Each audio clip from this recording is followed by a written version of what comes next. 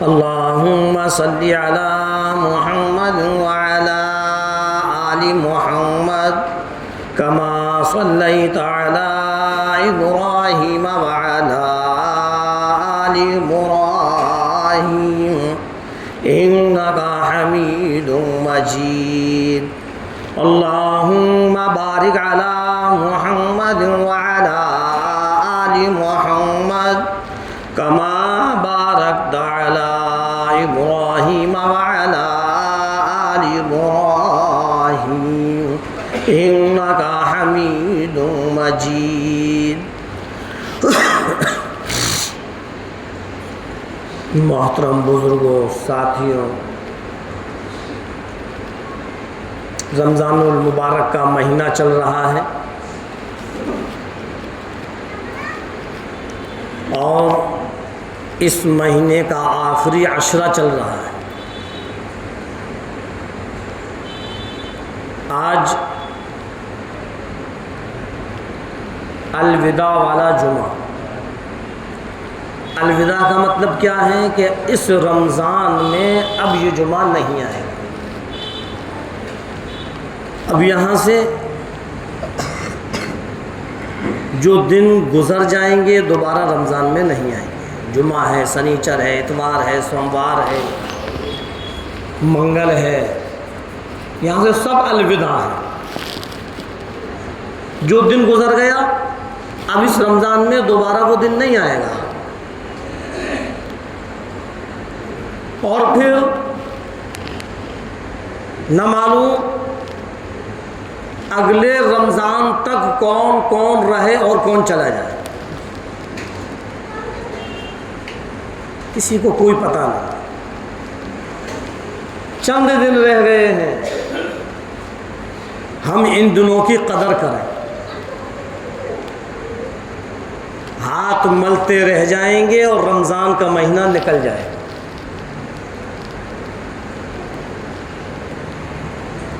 بڑے خوش نصیب ہیں وہ لوگ جن کو رمضان المبارک کا مہینہ مل جائے.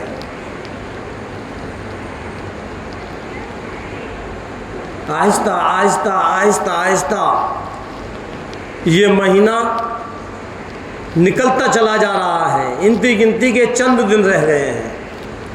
اب تو اللہ کے سامنے ہم اپنے گناہوں کی معافی تلافی کریں.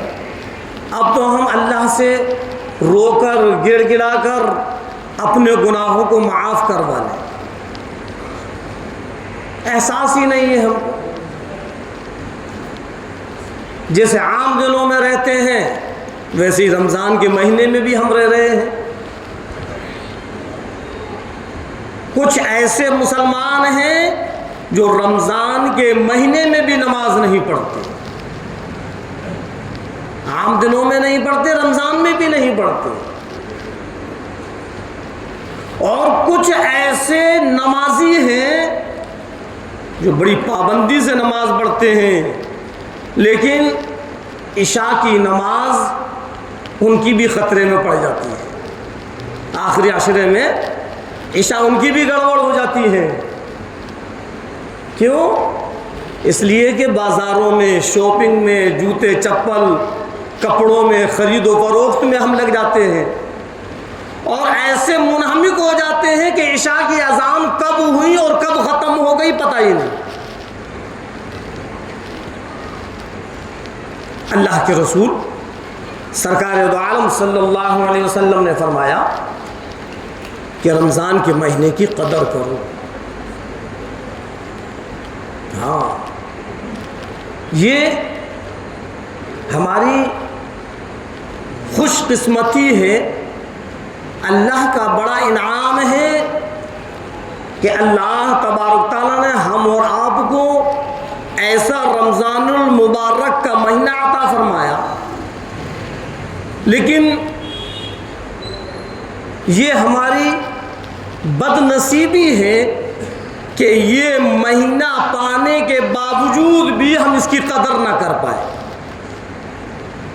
چند دن رہ گئے ہیں. اللہ کے بندو، اب تو قدر کرو، اب تو نماز کی پابندیاں کرو. خرید و فروخت تو ہوتی رہے گی، شاپنگ تو ہوتی رہے گی، کپڑے جوتے چپل سب آ جائیں گے، عید کی تیاریوں میں اتنے منہمک نہ ہو کہ عشاء بھی خطرے میں پڑ جائے۔ ہاں، آخری عشرہ تو سب سے اہم عشرہ ہے۔ ویسے پورا کے پورا رمضان کا مہینہ قدر والا مہینہ ہے، لیکن اس رمضان کے مہینے کا جو آخری عشرہ ہے، یہ عشرہ سب سے اہم عشرہ ہے، اس لیے کہ اس عشرے میں لیلۃ القدر کی رات موجود ہے، لیلۃ القدر موجود ہے۔ اور یوں فرمایا پروردگار عالم نے، لوگوں تم جانتے بھی ہو لیلۃ القدر کیا ہے؟ ارشاد فرمایا پروردگار عالم نے، رب کائنات نے، مالک حقیقی نے، جو سارے کے سارے عالم کا رب، زمین کا رب، آسمان کا رب، چاند سورج ستاروں کا رب، جو میرا رب تیرا رب، ساری کی ساری انسانیت کا رب، اس پروردگار عالم کا فرمان ہے، او میرے بندو تم جانتے بھی ہو لیلۃ القدر کیا ہے؟ ابھی ہم نے صرف سنا ہے لیلۃ القدر، لیلۃ القدر، لیکن سننے کے باوجود اس لیلۃ القدر کے اندر جیسی عبادت کرنی چاہیے وہ ہم سے نہیں ہو پاتی۔ ارشاد فرمایا پروردگار عالم نے، انا انزلناہ فی لیلۃ القدر، او میرے بندو لیلۃ القدر کی وہ رات ہے جس میں ہم نے قرآن کریم کو نازل فرمایا۔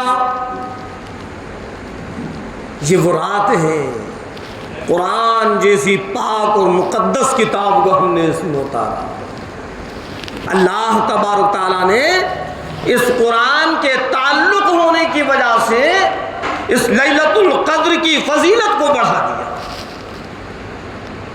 اے ایمان والوں، مسلمانوں، مومنوں، ہے یہ قرآن کریم ایسی بابرکت کتاب جس سے اس کا تعلق ہو جاتا ہے پروردگار عالم اس کے بھی مقام کو بلند کر دیتا ہے، اس کا بھی مرتبہ بڑھا دیتا ہے، اس کو بھی فضیلت عطا فرما دیتا ہے۔ چنانچہ دیکھا جائے رمضان کے مہینے میں پروردگار عالم نے قرآن کریم کو نازل فرمایا۔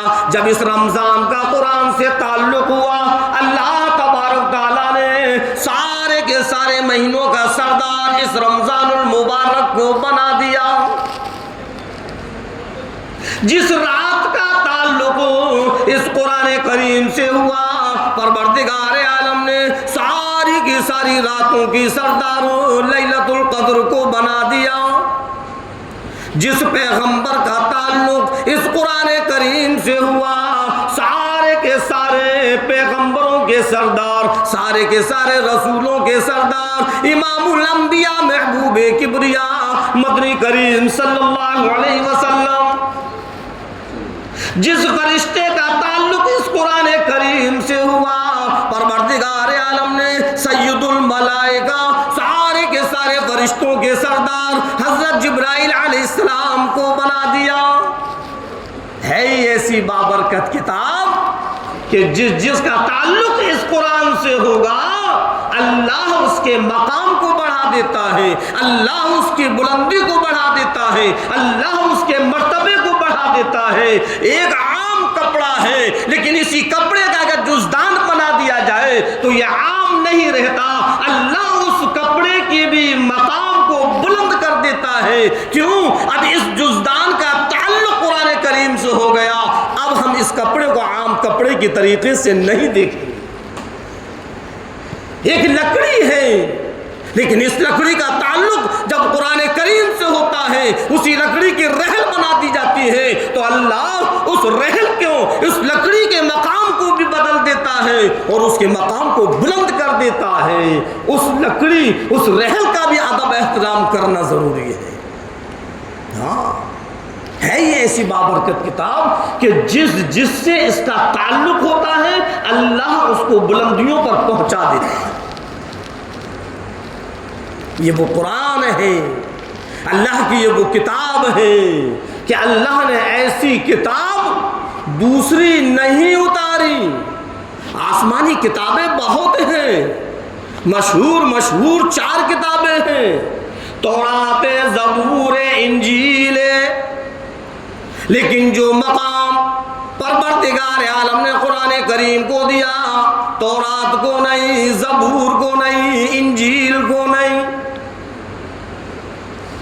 آسمانی جتنے بھی صحیفے ہیں، کسی صحیفے کو وہ مقام نہیں، وہ مرتبہ نہیں جو قرآن کو. جب اس قرآن کریم کا تعلق فرشتے سے ہوتا ہے تو اللہ نے حضرت جبرائیل علیہ السلام کے مقام کو بڑھا دیا. اب جو جبرائیل علیہ السلام کا مقام ہے کسی فرشتے کا نہیں، چاہے اسرائیل ہو، چاہے میکائیل ہو، چاہے اسرافیل ہو، چاہے کتنے فرشتے ہوں، لیکن سید الملائکہ حضرت جبرائیل علیہ السلام میں کوئی اور نہیں. کیوں؟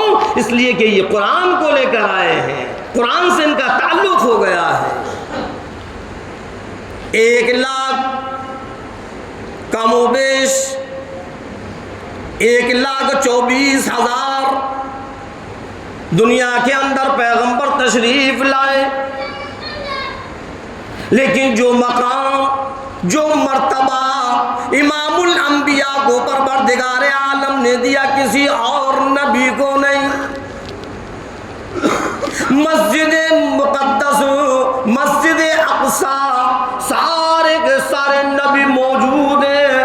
آدم علیہ السلام بھی ہیں، نوح علیہ السلام بھی ہیں، شیش علیہ السلام بھی ہیں، ابراہیم علیہ السلام بھی موجود ہیں، حضرت موسیٰ علیہ السلام بھی موجود ہیں، حضرت عیسیٰ علیہ السلام بھی موجود ہیں. سارے کے سارے پیغمبر موجود ہیں، سارے کے سارے نبی موجود ہیں. یوسف علیہ السلام میں، یعقوب علیہ السلام ہے، یونس علیہ السلام بھی ہیں، ایوب علیہ السلام بھی ہیں. کم و بیش 1,24,000 انبیاء کرام موجود ہیں. لیکن امامت کے لیے پروردگار عالم نے جبرائیل علیہ السلام کو حکم دیا، اے جبریل امام الانبیاء کا ہاتھ پکڑ کر مصلی کی طرف بڑھا دو. سارے کے سارے نبیوں کی امامت سرکار دو عالم صلی اللہ علیہ وسلم نے فرمائی. سارے نبیوں کو یہ دکھلانے تھا کہ جو مقام میرے محبوب کا ہے، جو مقام امام الانبیاء کا ہے، وہ کسی نبی کا نہیں ہو سکتا. ایسی بابرکت کتاب ہے. یہ تو ہم لوگوں کی کمی ہے جو کہ ہم اس قرآن کریم کی اہمیت کو نہیں سمجھ پا رہے. اس قرآن کریم کی فضیلت کو ابھی صحیح طریقے سے ہم نے اپنے دماغوں میں نہیں رکھا ہے. خدا کی قسم،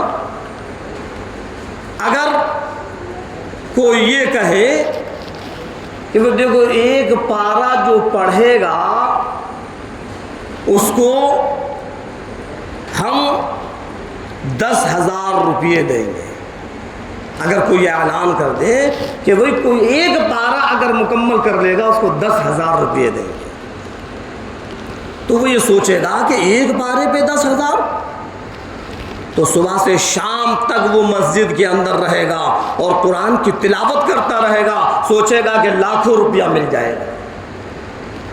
لیکن اللہ کے نبی سرکار دو عالم صلی اللہ علیہ وسلم فرما رہے ہیں ایک حرف جو پڑھے گا اس کو 10 نیکیاں ملیں گی.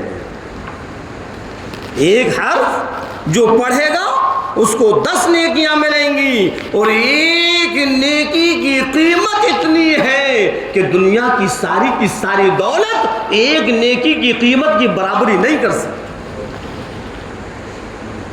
ساری کی ساری دنیا کی دولت دنیا میں رہ جائے گی اور وہ نیکی ساتھ میں جائے گی.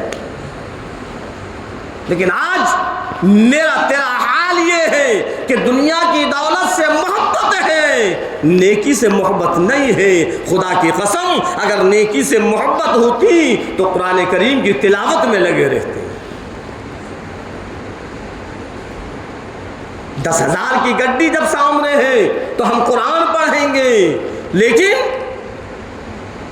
اللہ کے رسول سرکار دو عالم صلی اللہ علیہ وسلم فرما رہے ہیں کہ ایک حرف پڑھنے پر یہ 10 نیکیاں.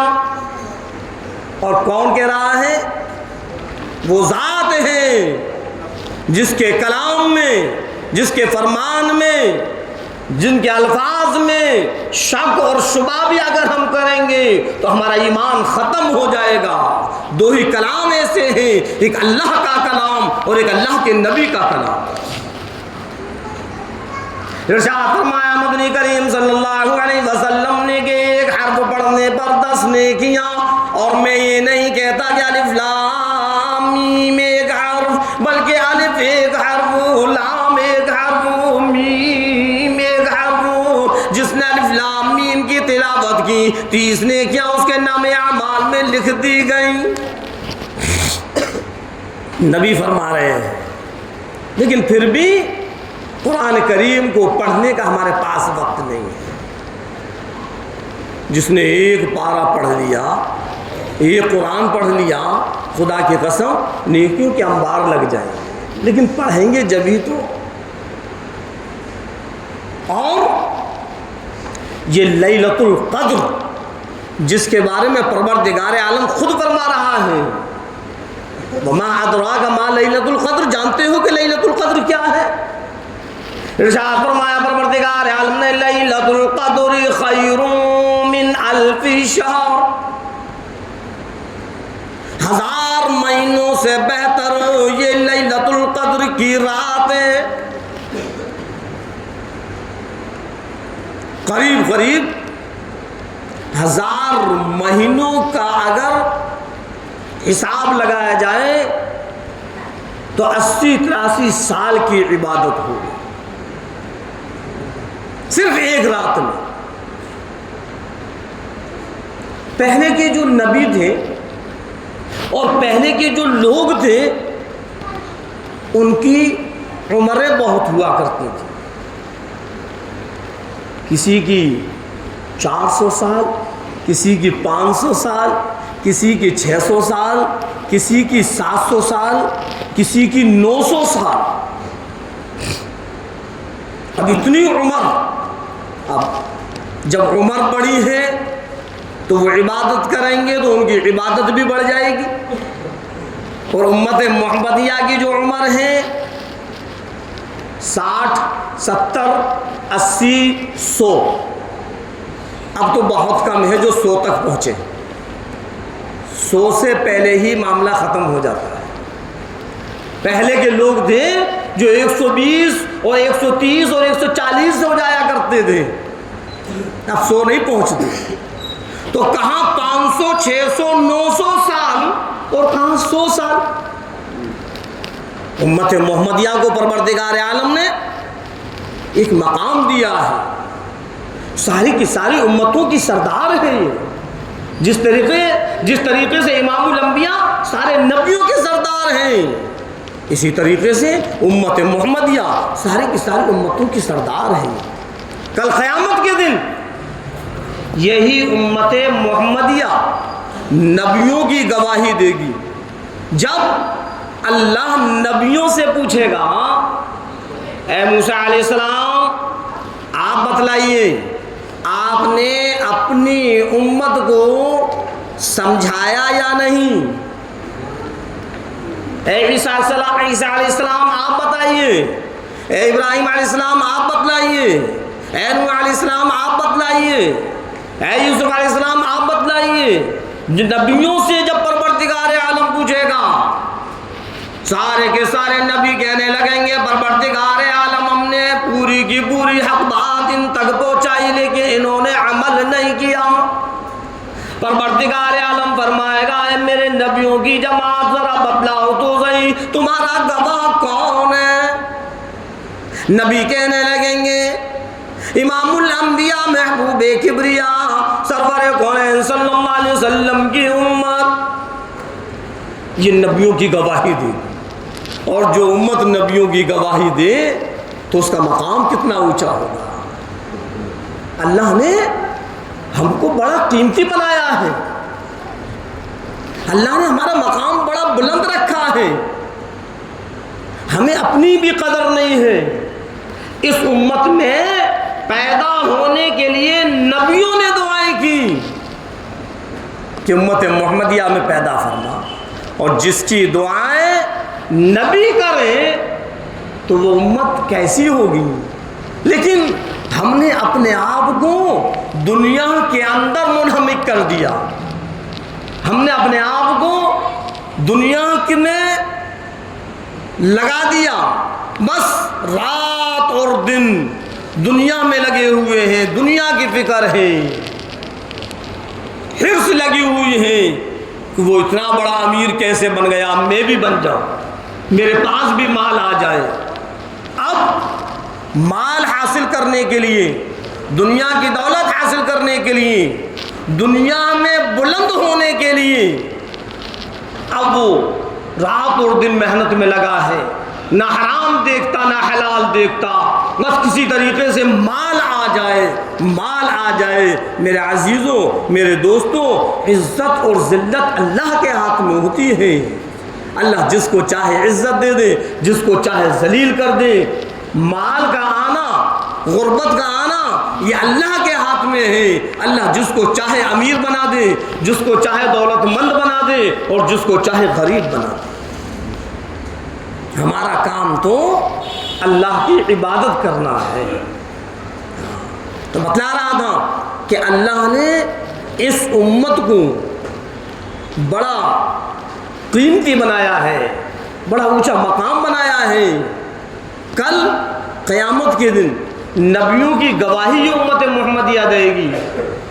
اللہ رب العزت پوچھے گا، اے لوگوں ذرا بتلاؤ تو صحیح، کیا تم اس چیز کی گواہی دیتے ہو؟ امت محمدیہ کہنے لگے گی، ہاں پروردگار عالم، جتنے بھی نبی دنیا کے اندر آئے، ہر نبی نے اپنی اپنی قوم کے لوگوں کو سمجھایا۔ اے امت محمدیہ، تم کو کیسے پتا؟ نوح علیہ السلام تم سے پہلے آئے، آدم علیہ السلام تم سے پہلے آئے، حضرت ابراہیم علیہ السلام تم سے پہلے آئے، حضرت عیسیٰ علیہ السلام تم سے پہلے، حضرت موسیٰ علیہ السلام تم سے پہلے، حضرت یونس علیہ السلام، حضرت یوسف علیہ السلام، حضرت یحییٰ علیہ السلام، حضرت ایوب علیہ السلام، حضرت داؤد علیہ السلام۔ غرض یہ کہ جتنے بھی نبی ہیں، جتنے بھی پیغمبر ہیں، جتنے بھی رسول ہیں، سب تم سے پہلے، تم سب سے آخر میں آنے والے، تم کو کیسے پتا چلا؟ تم کیوں گواہی دیتے ہو؟ امت محمدیہ کہنے لگے گی، اے پروردگار عالم، ہمارے نبی امام الانبیاء محبوب کبریا سرور قرآن صلی اللہ علیہ وسلم نے ہم کو بتلایا، قرآن کریم کے اندر سب کچھ موجود تھا، بس ہم نے پڑھا اور سنا، یقین کر لیا۔ قرآن غلط نہیں، امام الانبیاء کا فرمان غلط نہیں، ہمارا قرآن پر ایمان تھا، ہمارا امام الانبیاء پر ایمان تھا، بس ہم نے یقین کر لیا کہ سارے کے سارے نبیوں نے اپنی اپنی قوم کے لوگوں کو سمجھایا۔ یہ امت گواہی دی، ہاں بڑی قیمتی ہے یہ امت۔ اللہ کا احسان ہے کہ اللہ تبارک تعالیٰ نے ہم اور آپ کو امت محمدیہ کے اندر پیدا فرمایا۔ اگر اللہ چاہتا تو ہم کو کسی بھی نبی کی امت میں پیدا کر دیتا، پھر یہ مقام نہ ملتا جو مقام ہے۔ تو میں بتلا رہا تھا کہ یہ لیلۃ القدر کی راتیں چل رہی ہیں جو 1000 مہینوں سے بہتر ہے۔ اللہ کے رسول سرکار دو عالم صلی اللہ علیہ وسلم سے پروردگار عالم نے کہا، میرے محبوب آپ غمزدہ نہ ہو، آپ پریشان نہ ہو، الہی اے رب کریم، میری امت کی عمر تو بہت کم ہے، پہلے کی امتوں کی عمریں زیادہ تھیں، انہوں نے عبادت زیادہ کی، ان کی عبادت زیادہ ہو گئی، اور میری امت کی عمر کم ہے تو عبادت کم رہ جائے گی۔ فرمایا پروردگار عالم نے، میرے محبوب فکر نہ کر، غم نہ کر، ہم آپ کے اندر ایک ایسی رات دے دیں گے، اگر اس رات میں عبادت کر لی تو 1000 مہینوں سے بھی زیادہ عبادت کا ثواب مل جائے گا۔ 80-83 سال اب لگاؤ، ایک سال میں ایک عبادت، ایک رات کی عبادت 80-83 سال کی ہے۔ اب اگر کسی کی 50 سال کی عمر ہے اور 50 سال کے اندر اس نے ہر رمضان میں لیلۃ القدر میں عبادت کی تو کتنا ثواب ہو جائے گا؟ کیلکولیٹر فیل ہو جائیں گے۔ ہاں، اللہ بڑا کریم ہے، اللہ نے اس امت محمدیہ پر یہ انعام کیا ہے جو لیلۃ القدر کی رات ہم اور آپ کو دی، جو اس کی طرف سے انعام ہے، ہم قدر کریں اور اس لیلۃ القدر کی رات میں خوب عبادت کریں۔ اللہ نے فرمایا لیلۃ القدر خیر من 1000 شہر، 1000 مہینوں سے بہتر یہ لیلۃ القدر کی رات ہے۔ کون سی رات ہے؟ یہ وہی رات ہے جس کو ہم بازاروں میں ختم کر دیتے ہیں، یہ وہی رات ہے جس رات کو خرید و فروخت میں لگ کر ہم رات کو ختم کر دیتے ہیں، یہ وہی رات ہے جس کو عید کی تیاریوں میں لگ کر اس لیلۃ القدر کو ختم کر دیتے ہیں۔ کب لیلۃ القدر آئی اور کب چلی گئی؟ ایسی مبارک رات کہ صرف ایک رات میں 1000 مہینوں سے زیادہ ثواب مل جائے، اور اللہ خود کہہ رہا ہے خیر من 1000 شہر کہ 1000 مہینوں سے بھی بہتر یہ رات۔ ہم اس رات کو یوں ہی گوا دیں تو ہم سے بڑا بیوقوف کوئی نہیں۔ اب وہ لیلۃ القدر کی رات کہاں ہے؟ کون سی ہے؟ اس آخری عشرے میں اللہ نے اس رات کو پورے کے پورے عشرے میں ملا دیا۔ اگر ظاہر ہو جاتی، اور ظاہر تھی لیکن پھر ذہن سے نکال دیا، اس میں بھی مصلحت ہے کہ اگر ایک رات لیلۃ القدر کی پروردگار عالم ظاہر کرتا اور پھر ذہن سے نہ نکلتی تو اللہ کے بندے اسی رات میں عبادت کرنے بیٹھ جاتے، پھر کیا ضرورت ہے اور عبادت کرنے کی؟ 80 سال کا ثواب تو مل ہی گیا۔ اللہ نے ذہن سے نکال دیا لیلۃ القدر کی رات، لیکن آخری عشرے میں موجود ہے۔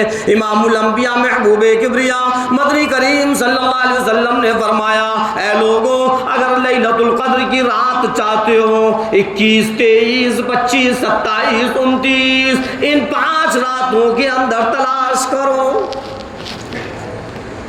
ان 5 راتوں میں ایک رات ہے جو لیلۃ القدر کی رات ہے۔ کون سی ہے؟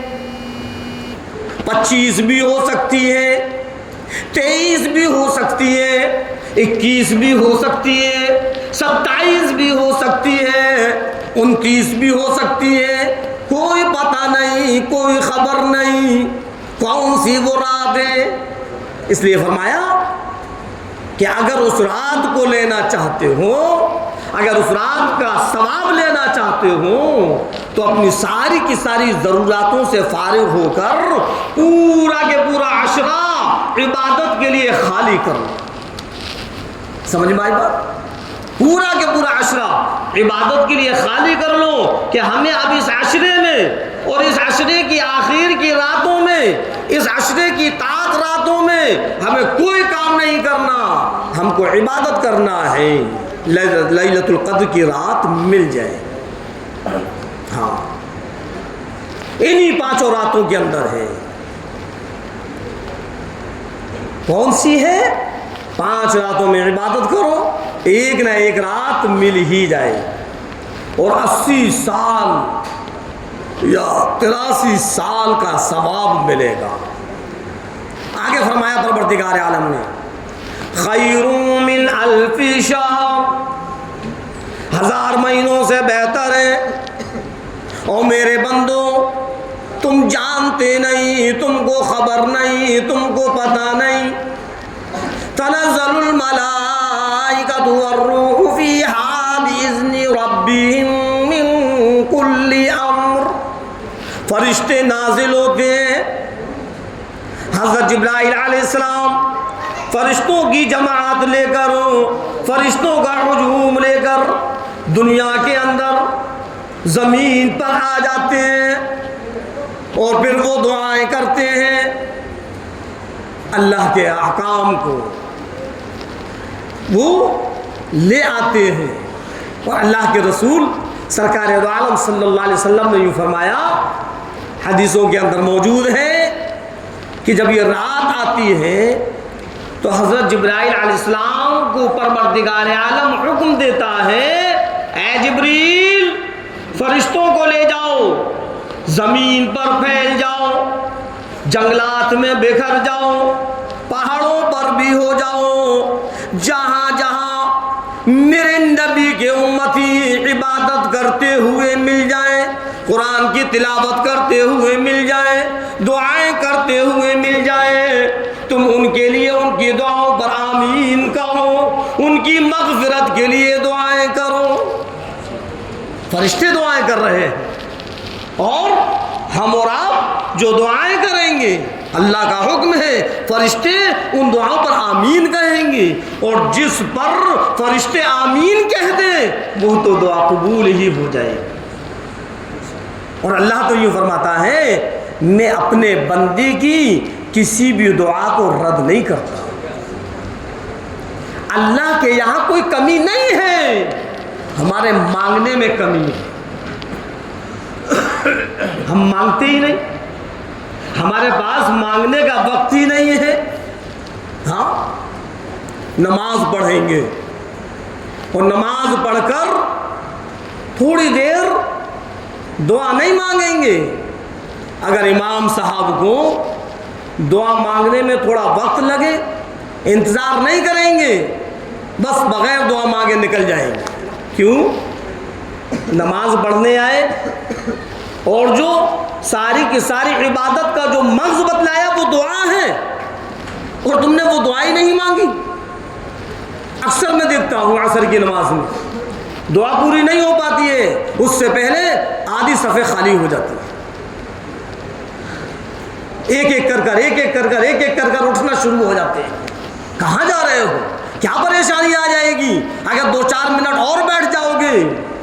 اگر اللہ کے سامنے رو دھو کر اپنے گناہوں کی معافی تلافی کر لو گے، تمہارے گناہ معاف ہو جائیں گے. اگر اللہ سے تم کچھ مانگو گے، اللہ تم کو دے دے گا. کاروبار کی دعائیں مانگو گے، اللہ کاروبار میں برکت ڈال دے گا. نماز پڑھ کر یوں ہی نہ جاؤ، بلکہ دعائیں مانگ کر جاؤ. دعا عبادت کا مغز ہوتی ہے. ہم نے پیڑ لگایا، جب پھل آیا تو ہم اس پیڑ کو چھوڑ کر چلے گئے. اللہ تو یہ کہہ رہا ہے میرے بندے آپ مجھ سے مانگ، اور ہم کہہ رہے ہیں نہیں پروردگار ابھی میرے پاس وقت نہیں ہے، دکان پر کوئی نہیں ہے، دکان چھوڑ کر آیا ہوں، بس سلام پھیرا اور چل دیے. میرے عزیزوں، جب ہم نے عبادت کے لیے وقت نکالا ہے تو پھر دعا مانگ کر جانا چاہیے. کچھ ایسے لوگ ہیں کہ ادھوری نماز پڑھتے ہیں، کچھ ایسے بھی لوگ ہیں ادھوری نماز پڑھتے ہیں. انہوں نے صرف یہ سمجھا ہے کہ جمعہ صرف 2 رکعت نماز امام کے ساتھ پڑھ لو، بس جمعہ مکمل ہو گیا. آئیں گے بالکل عین وقت پر، جب امام کا خطبہ چل رہا ہوگا یا تکبیر اولا چل رہی ہوگی. جب آئیں گے جب تکبیر بولی جا رہی ہوگی یا امام کا خطبہ ہوگا، بالکل ایک دم آخر میں آئیں گے اور سب سے پہلے جانے کے لیے سوچیں گے. ایسے نکلتے ہیں کہ ذرا سی اگر دیر ہو جائے گی تو آفت آ جائے گی، بہت بھاری نقصان ہو جائے گا. لوگ دعاؤں میں لگے ہوئے ہیں اور وہاں زینوں پر چلنے کی پٹا پٹ آواز کانوں کے اندر آتی ہے. کیوں؟ تھوڑی دیر نہیں رک سکتے؟ سنت کب پڑھو گے؟ سنت موقدہ بھی نہیں پڑھتے. ارے نفل کو چھوڑ دو تو بات الگ ہے، لیکن سنت جو ہوتی ہے، سنت دو طریقے کی ہوتی ہے، سنت موقدہ اور سنت غیر موقدہ. جمعے کی نماز سے پہلے 4 رکعت سنت موقدہ ہیں، اور جمعے کے فرض کے بعد 4 رکعت پھر سنت موقدہ ہیں، پھر 2 رکعت سنت موقدہ ہیں. ہم نے وہ 6 رکعت ختم کر دی، اور اللہ جانے شروع کی ہم نے سنتیں پڑھی تھی یا نہیں پڑھی تھی. بس صرف 2 رکعت پڑھنے کے لیے آتے ہو. کیا اللہ پر احسان باندھ رہے ہو؟ کیا تم 2 رکعت پڑھ کر مہر لگانا چاہتے ہو کہ ہم نے جمعہ پڑھ لیا؟ کیا ضرورت تھی صرف 2 رکعت پڑھنے کی؟ میرے عزیزوں، تم یہ سوچو کہ ہم نے 2 رکعت فرض پڑھ لیے، بس ہمارا جمعہ ہم سے ہٹ گیا.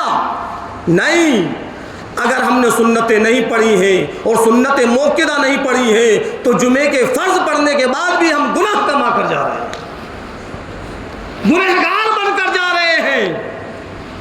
کیوں؟ اس لیے کہ سنت موقدہ نہ پڑھنے والا گنہگار ہے. سنت موقدہ اگر نہیں پڑھے گا تو اس کو گناہ ملے گا. اطمینان سے جہاں ہم نے اتنا وقت نکالا تو 10-15 منٹ کیا ہم سنتوں کے لیے نہیں نکال سکتے؟ عجیب ماحول بنا رکھا ہے ہم نے. سلام پھیرا نہیں کہ چلنے کی تیاریاں شروع ہو. کچھ تو ایسے ہیں جو دعا بھی نہیں مانگتے، سنتیں پڑھنا تو بہت دور کی بات ہے. اے لوگو، ایمان والوں، مسلمانوں، مومنوں، یہ رمضان کا مہینہ تو ایسا مبارک مہینہ ہے کہ پروردگار عالم سنتوں کو بھی فرضوں کے برابر کر دیتا ہے. ہاں، فرض کو 70 فرضوں کے برابر کر دیا جاتا ہے، اور سنت اور نوافل کو فرضوں کے برابر کر دیا جاتا ہے. ہم اتنے بڑے ثواب کو چھوڑ کر جا رہے ہیں. پوری نماز پڑھ کر جائیں. جب ہم نماز پڑھنے کے لیے آئے ہیں تو پوری نماز پڑھ کر جائیں، تب تو ہم کو ثواب ملے گا. اور اگر ہم ادھوری نماز پڑھ کر جائیں گے تو پھر ہمیں سنت چھوڑنے کا گناہ ملے گا. تو ہم جمعہ بھی پڑھیں اور گناہ بھی نام اعمال میں ہو تو بتاؤ پھر کیا فائدہ ہمارا جمعہ پڑھنے سے؟ تو اس لیے جب جمعے کی نماز پڑھنے آئیں تو پوری نماز پڑھیں. تو بات یہ چل رہی تھی کہ اللہ دینے کے لیے تیار ہے، لیکن ہمارے مانگنے میں کمی ہے. ہم اللہ سے نہیں مانگ پا رہے. یہ تو آخری عشرہ ہے، خوب اللہ سے مانگیں، رو رو کر مانگیں، بلک بلک کر مانگیں. جب آنکھوں سے آنسو نکلتے ہیں نا تو اللہ تبارک تعالیٰ ان نکلے ہوئے آنسوؤں کی قدر کرتا ہے اور اپنے بندوں کے گناہوں کو معاف کر دیتا ہے.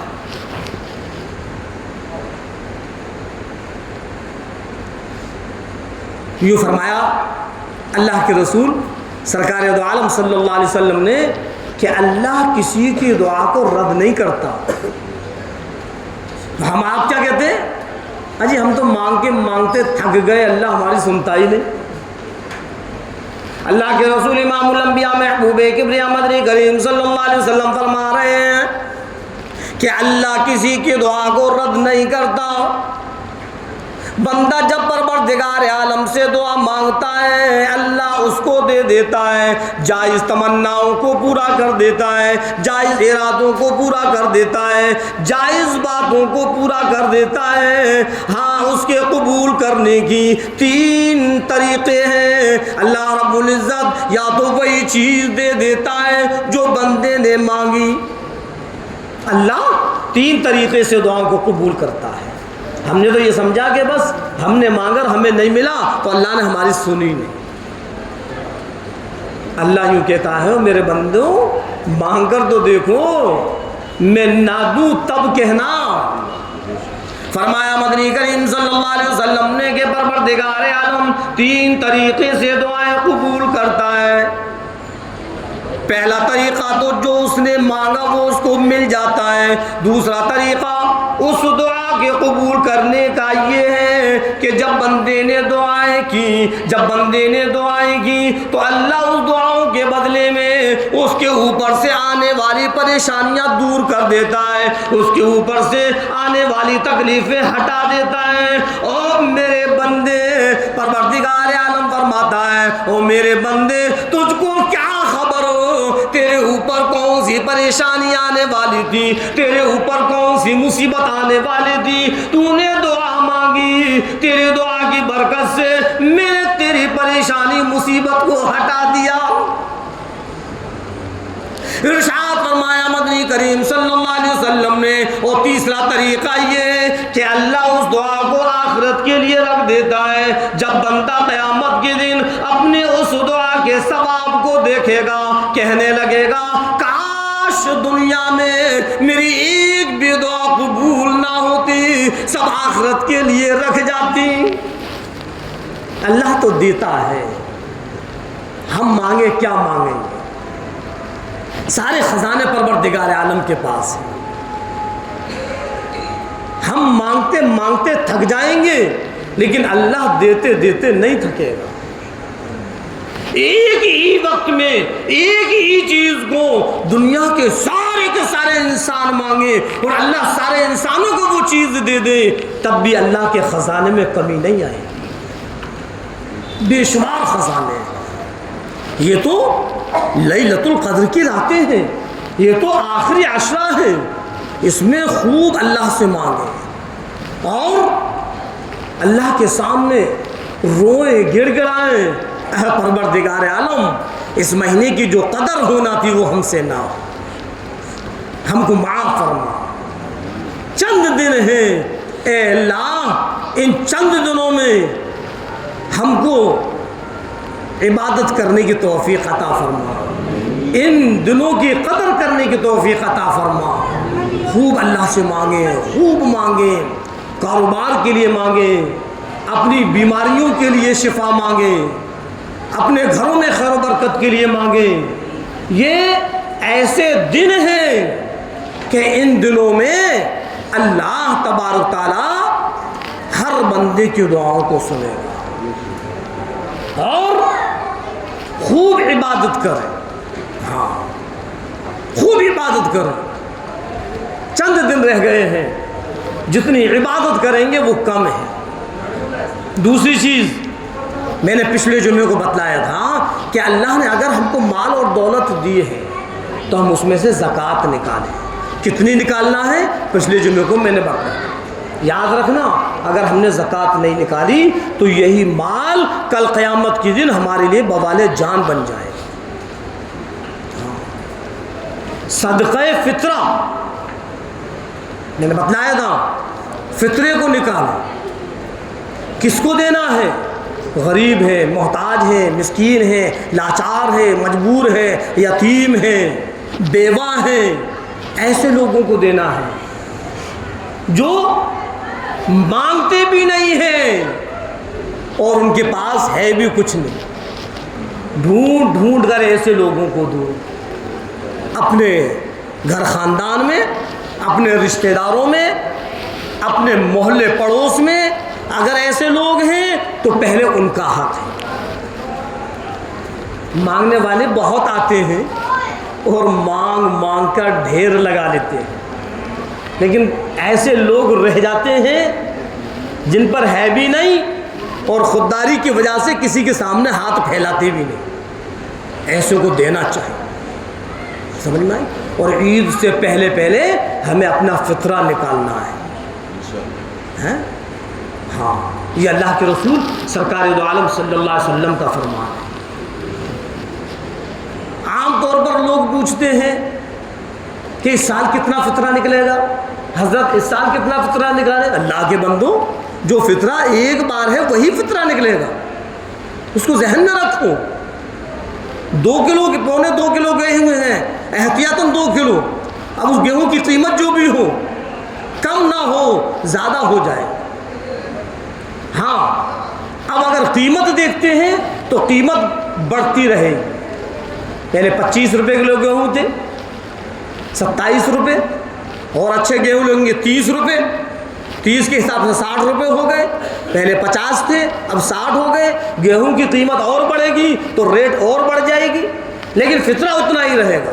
یہ نہیں ہے کہ آپ کی فطرہ کتنا نکلے گا، اب ہم فطرہ کتنا نکالیں، جتنا فطرہ ایک بار سرکار دو عالم صلی اللہ علیہ وسلم نے بتلا دیا اتنا ہی فطرہ نکالنا ہے، نہ اس میں کم کرنا ہے نہ زیادہ کرنا ہے۔ اگر زیادہ ہو جائے گا تو کوئی بات نہیں ہے، ثواب مل جائے گا، کم ہو جائے گا تو ہمارا فطرہ ادا نہیں ہوگا۔ اور اسی طریقے سے زکوٰۃ، جتنی زکوٰۃ بتلا دی ہے اتنی ہی زکوٰۃ نکالنا ہے۔ ہر سال ہمارے پاس کیا ہے، کتنی رقم ہے، کتنا ہمارے پاس گولڈ ہے، کتنے ہمارے پاس چاندی ہے، اس کا حساب و کتاب لگائیں اور پھر 2.5% کے حساب سے اس کی زکوٰۃ نکالیں۔ فطرہ نکالنے سے، زکوٰۃ نکالنے سے کمی نہیں آتی، اللہ اس میں اور برکت ڈال دیتا ہے۔ اور تیسری چیز، جس طریقے سے ابھی تک ہم نے روزے رکھے ہیں، آئندہ بھی جتنے بھی دن ہیں 2 4 5 6 اللہ سے دعائیں کرتے رہیں، اے اللہ میرے پورے روزے چل رہے ہیں، الہی کوئی ایسی بیماری میرے اوپر نہ ڈالنا کہ میرے روزے چھوٹ جائیں، اے اللہ کوئی پریشانی ایسی نہ ہو جائے جس سے میرے روزے چھوٹ جائیں، میں نہیں چاہتا کہ میرے روزے چھوٹ جائیں۔ ایسا نہیں ہے کہ ہلکا سا سر میں درد اٹھا، پیٹ میں درد اٹھا، ہلکا سا بخار آیا اور ہم نے روزے چھوڑ دیے، نہیں، ہمت ہم کریں گے، اس روزے کو پورا پروردگار عالم کرے گا۔ ہاں، اور پھر افطار کے بعد اللہ سے دعا کرنا ہے، اے اللہ جو یہ میں نے روزہ رکھا تھا، اے رب کریم تیری رضا کے لیے میں نے روزہ رکھا تھا، اے اللہ میرے اس روزے کو قبول فرما۔ سمجھے، ہر دن اللہ سے اپنے روزوں کی قبولیت کی دعائیں کریں، جو ہم قرآن کریم کی تلاوت کریں، جو ہم عبادت کریں اس کے لیے اللہ سے دعائیں کریں، اے اللہ میری اس عبادت کو، اس قرآن کی تلاوت کو قبول فرما۔ سمجھ میں آئی بات؟ اللہ رب العزت ہم اور آپ کو کہنے اور سننے زیادہ عمل کرنے کی توفیق عطا فرمائے۔